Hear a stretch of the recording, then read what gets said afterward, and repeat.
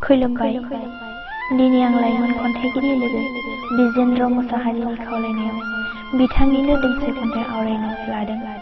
मिजिंथियो नोंथांमोनहा बयबो खोनासंगोन आरो लोगो बिजेन्द्र मुसाहारिखौ खन्थाइ लिरनो थुलुंगा होगोन। खन्थाइखौ आवरायदों आं रसमा ब्रह्म, जिल्ला क'क्राझार। खन्थाइनि मुं आयै आं दै गांदों। गुवार मुलुगथिनि बिखायाव दिनै समा दावहानि हारि एबा जातिखौ लाना गावजों गावनि गेजेराव दाङाबाजि। थिउरिया सुबुंफोरनि गेजेराव आंनि लाइमोन सोलेरा मासे मै एलेंगि। मिथिमोना बबे समाव सोरनि फालांगि।